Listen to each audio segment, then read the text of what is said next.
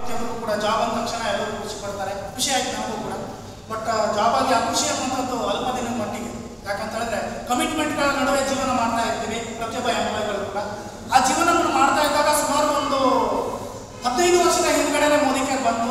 But ನಾನು accept ಮಾಡ್ಕೊಂಡಿಲ್ಲ, ಯಾಕೆಂದ್ರೆ ನಮ್ಮ ನಿರೀಕ್ಷೆಗಳೇ ಬೇರೆ ಇತ್ತು. ಹಾಗಾಗಿ ಬಟ್ ತಿರ್ಗಾ ಮತ್ತೆ ಬಂದಿದ್ದು ಜಸ್ಟ್ ಕೊರೋನಾ ಮುಗಿದ ಮೇಲೆ ಇವತ್ತು 3 ವರ್ಷ ಕಂಪ್ಲೀಟೆಡ್ ಆಯಿತು ಲಾಸ್ಟ್ ಮಂತಲ್ಲಿ.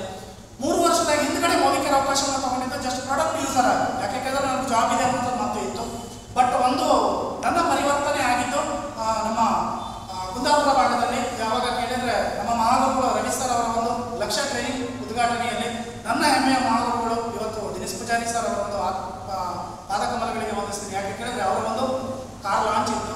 ಅವರ ಎಜುಕೇಷನ್ 10th ಪೇನು, ಒಂದು ಮ್ಯಾಗ್ನಿಸ್ ಲಾರಿ ಡ್ರೈವರ್ ಹಾಗೆ ಸ್ಕೂಲ್ ಬಸ್ ಡ್ರೈವರ್ ಆಗಿದ್ದಂಥ ವ್ಯಕ್ತಿ ಮೋದಿ ಕೇರ್ಗೆ ಬಂದ್ಬಿಟ್ಟು ಜಸ್ಟ್ 1.5 ವರ್ಷದಲ್ಲಿ 15 ಲಕ್ಷದ ಕಾರನ್ನು ಅಚೀವ್ ಮಾಡಿ 1,30,000 ಇನ್ಕಮನ್ನು ಪಡ್ಕೊಂಡಿದ್ದಾರೆ ಅಂತಂದರೆ ನಮ್ದು ಯಾವ ಲೆಕ್ಕನೂ ಇಲ್ಲ.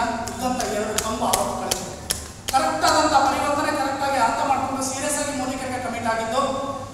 7 ಬೀಳುಗಳ ನಡುವೆ, ಯಾಕೆ ಕೇಳಿದ್ರೆ ಒಂದು ಫ್ಯಾಮಿಲಿ ಎಲ್ಲವೂ ಕೂಡ ಸಮಸ್ಯೆಗಳು ಬರ್ತವೆ, ಸಮಸ್ಯೆಗಳ ನಡುವೆನೂ ಕೂಡ ನಿಂತ್ಕೊಂಡಿದ್ದಕ್ಕೆ ಮೋದಿ ಕೇರ್ ಮೂಲಕ ಹೈಯೆಸ್ಟ್ ತಗೊಂಡಂಥ ಇನ್ಕಮ್ 52,000 ತಗೊಂಡಿದ್ದೀನಿ.